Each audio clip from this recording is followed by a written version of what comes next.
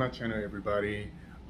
Today I'm gonna actually be talking about, some things that I learned when I moved into my first apartment at the age of 21, and also some tips on before making that decision, moving into an apartment at a young age, at an older age, just basically to give you a better understanding moving into being independent. We're gonna actually talk about the real stuff that you may go through and also the process in order to achieve getting your own apartment and successfully renting your apartment, which can set you up a better future for buying a home in the future. So if you haven't already, go ahead and like this video, and we're gonna go ahead and get into it today. So moving into my own apartment was a stressful process actually. I never had a rental history. I had a credit score, but I was always under the impression that you probably need like a 700 or 800 credit score. And to be very honest with you, I was not up there yet when it came to having that kind of credit score. So the approval process was quite extensive. I was, asked for a lot of paperwork in regards to verifying my income. I did work at the time with a company for about a year and a half, but I also had financial aid from my college as well, whether that be from student loans and also my scholarships. I still have financial aid as well as a backup to help pay my rent. So at the time, I did apply for an apartment that was within my budget that I was more comfortable of paying. Just a rule of thumb, if you cannot pay your rent in one paycheck, then that apartment may not be as good for you. And do not let that rent be more than, let's say, 60% or 70% of one of your paychecks, because what are you going to do for those 2 weeks that you have to pay your rent? So just an example, if you get paid on the 14th and rent is due on the 1st, and you pay your rent on the 1st and you only have $200 left to your name, how are you going to get to your next paycheck on the 14th? So just those things you need to think of whenever choosing an apartment and thinking about the rent. Situations where your parents may help you out, because this is your first time renting an apartment, or you may be renting an apartment with your friends or someone else. But this rule of thumb is still very important because your support system any day can just fall, and you don't want to be in that situation whatsoever. Before I was choosing my apartment, I was thinking about the rental costs and not my future self, how in the future my income may go up or anything to that nature. Um, in hindsight, if I would have known that rent was going to go ape shit, basically, I probably would have just got me a bigger apartment for that extra $100 a month. Because at this moment right now, that extra $100 a month had turned into an extra $700 a month if I decided to upgrade to the other apartment that I wanted. So always just keep in mind, how much you're willing to shell out and how much is coming out of one paycheck to pay that rent. And in the foreseeable future, if you plan on moving to another job, you know, always set that expectation as well when it comes to it. Now, the second thing that I didn't take into account was once I got approved for my apartment, and I put my faith in God and told him, if I get approved, then I'm moving in. If I don't, then I'll just probably, wait another year. Thankfully, I didn't. But probably in another year, I'll go ahead and just apply again. But the next step after that hurdle of getting approved was getting furniture. Whenever moving into an apartment, as you can see here, I have a whole toaster oven. You have to buy silverware. You have to buy plates and everything. Every little small detail, you have to think about that as well, which can be in excess of $1,000 to $2,000 to $3,000. And my tip when it comes to furniture inside your apartment and choosing what place to go to, I actually had to get crafty and smart. Now, if you've seen one of my option trading videos, I did make about $1,500 on one of my option trades. So that actually came at a good moment because my deposit was only $500 and I had $1,000 left over to buy the necessities basically. I already had my bed, and the only thing that I needed to purchase was just the living room furniture and a new TV stand because my TV stand that I had at my mom's house was actually going to be used as living room TV stand. So I went to IKEA, and that's actually where I'm going to start off at of smart ways of how to, you know, start building furniture in your apartment or home. Do not be signing up for no financing. If you have to finance your furniture, I'm not gonna knock you on it, but at the same time, that means you cannot afford it. I would never finance furniture. It's too many thrift stores and other outlets, which we will be getting into in a little bit, to be able to help you afford furniture. So that's where I want to start off at is IKEA. IKEA, you if you not do not know if it's not in your area, basically you can buy furniture that can be built yourself, and it's all at a discounted price. It may be coming from China or it'll be coming from Sweden. IKEA is a Swedish company, hence the Swedish meatballs that be in the kitchen. I actually haven't tried their Swedish meatballs, but we'll try that later on, probably in a vlog or anything else if I decide to go furniture shopping, change something around in my living room. So one thing, and I actually lucked out on, was that the table that I'm currently filming on is actually my dining room table. I wanted a bar slash dining room table because I am a tall human that's about 6 feet tall. So I wouldn't really like a low profile dining table. So I have bar stools that I use at my dining table for people that are shorter. Shout out to my best friends. They have to use the bar stools. You can't use regular chairs with this table. Um, Basically, when I went and found this table was actually $300, brand new inside the box. As I was, carting on down to checkout and about to buy the table, I veered over and looked to my right and noticed that I seen the table in the clearance section. The table was immaculate. It was clean, there was no dents, and it was already pre-built for me. And it was literally half of the price for the table. It was like $154, I believe so. And to ship it to my house, it was an extra $50. So technically, I really saved myself $100. So that's one of the ways where I had to start cutting things, saving on certain, furniture pieces in order to, start filling my home out. Another thing was that I went to a furniture outlet, which was City Furniture. City Furniture here in South Florida is basically a luxury furniture place where you can buy furniture, one of the nicest leathers and suede couches. But I wasn't going to be paying $1,000 for that. No way.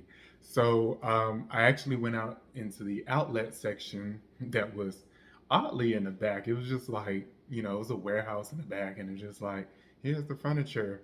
So me and my best friend, we walked around, and I came across this gray leather couch that was only $120, and I looked it up, and it was actually being sold before for like $500. I looked around and inspected the couch. There were no dents until I looked in the back. Um, it was a little small cutout. Maybe probably during shipping, a pole must have hit the back of the couch and caused a little small hole in the back of it. And this is where outlet furniture goes. If a customer decides to refuse delivery, they're going to just put it in the outlet and sell it at a cheaper rate. So I was able to get a leather couch for just $125 basically, and they just shipped it to my house.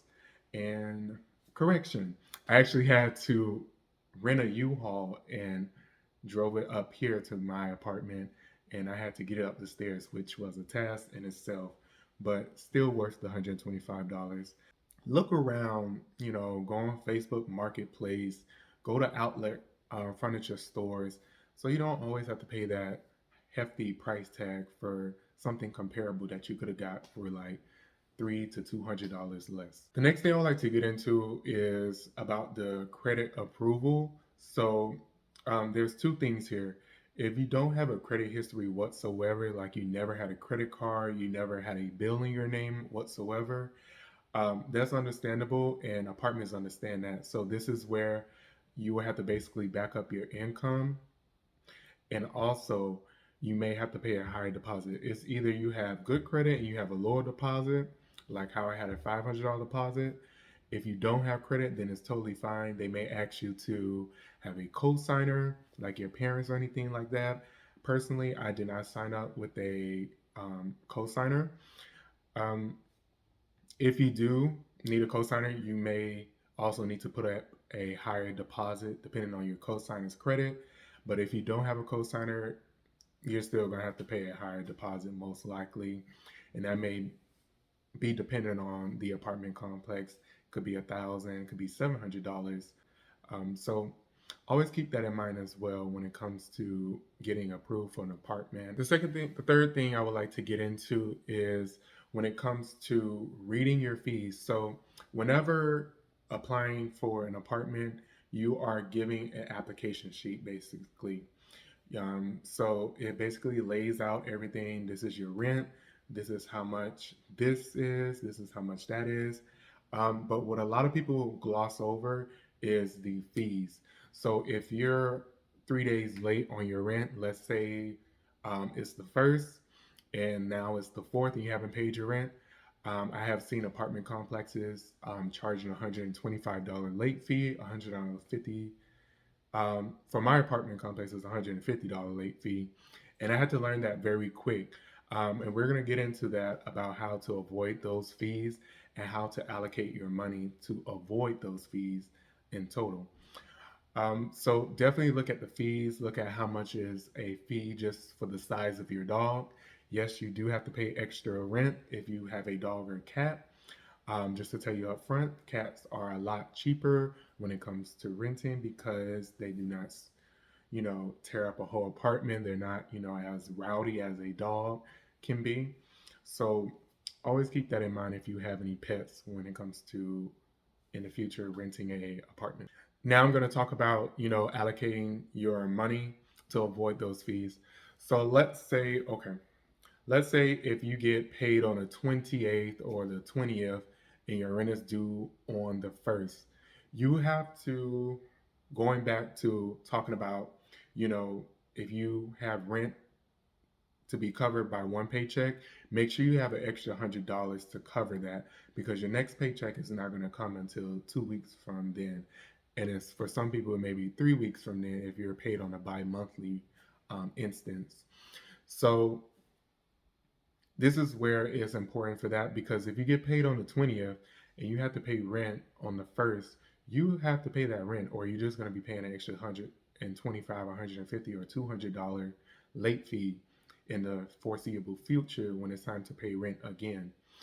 Um, this is why it's important because if you only have 100 or 200 or $300 left, you have to be able to stretch that over the 2 week or 3 week period until you have your next free check, basically your check that covers your car insurance, and then after that, you can spend your money on whatever you want and need. So that's one of the things that I had to learn was how to allocate my money. Sometimes you have to tell yourself, okay, I don't think I should buy this $400 concert ticket.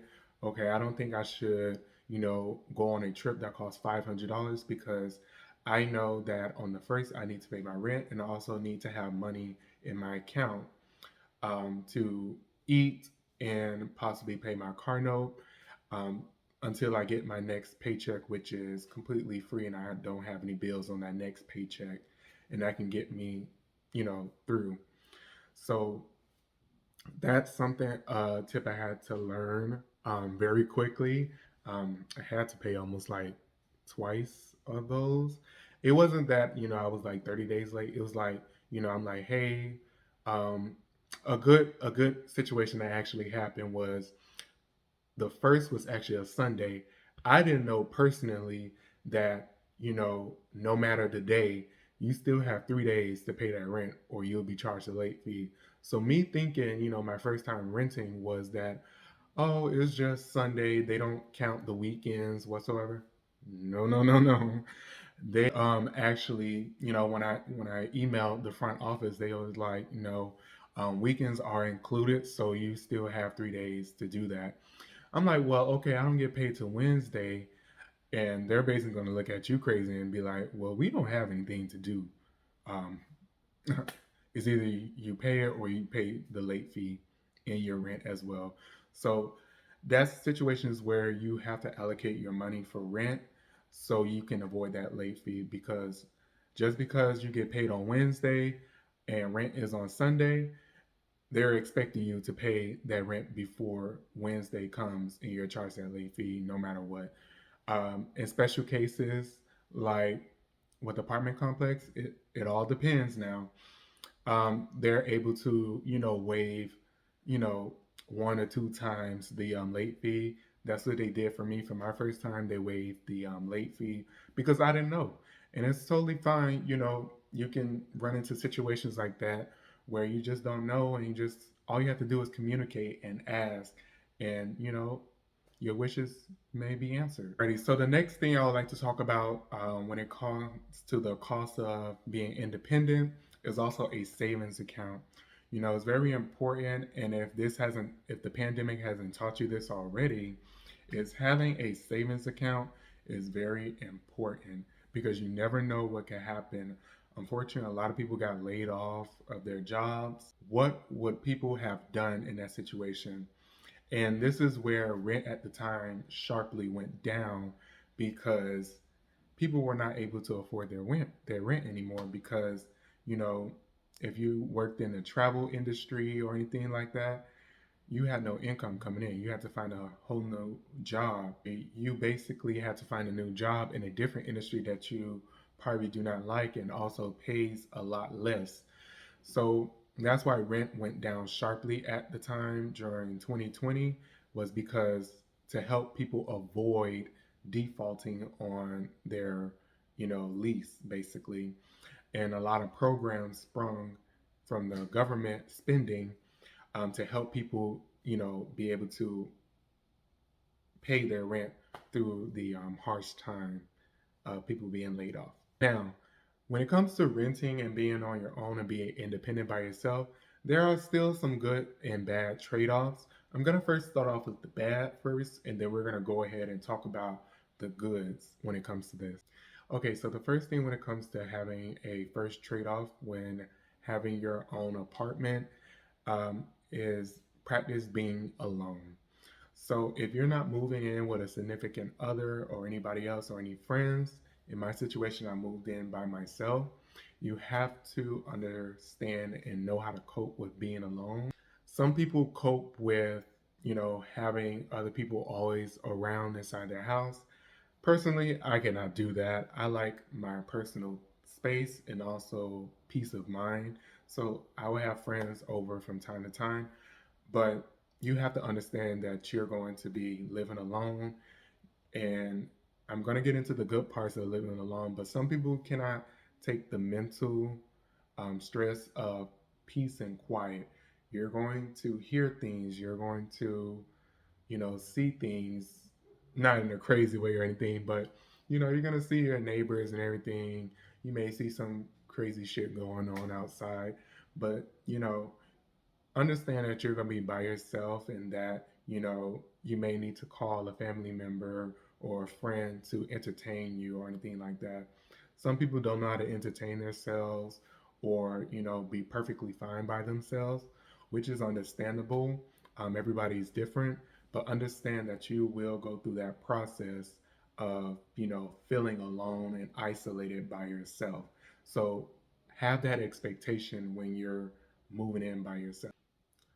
So The next thing I would like to talk about is stress handling.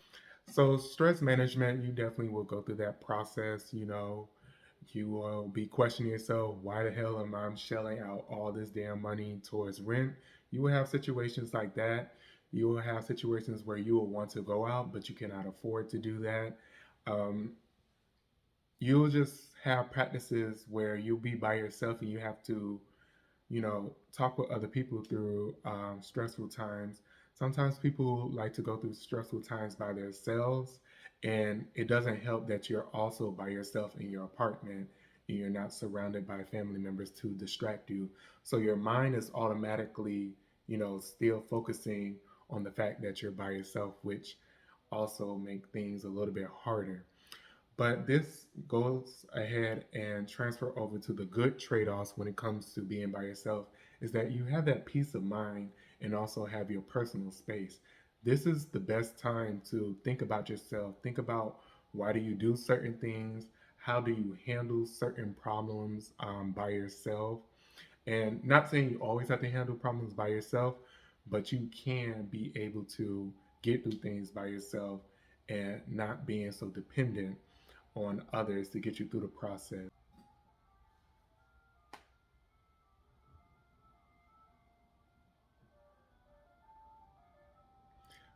One second, the ice cream man is passing by.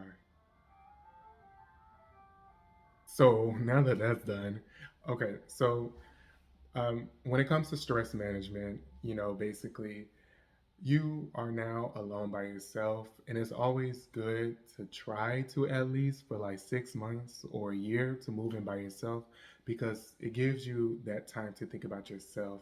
That's the best time to be a little bit selfish for your mental health, basically to learn about yourself, learn how you're managing your stress when it comes to work and having to keep a job in order to pay your rent. It's been plenty of times where I thought I can just, move out, pay the move out fee to break my lease and just live with my mom and, pay a lower amount of rent to help her out. And I won't have the stress of paying well over $1,200 a month in rent. So in situations like that where you're going to be self-questioning everything that you do, and you just have to honestly have faith and trust believe that you'll get through the process. Also, what helps is that you also get the freedom from repairs. So when it comes to renting versus buying a house, you get the freedom of repairs.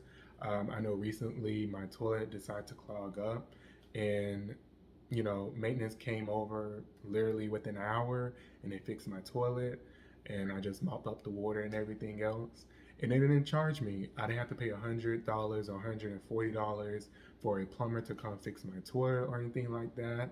The only thing I have to change is the air filter and also the water purifier inside my refrigerator.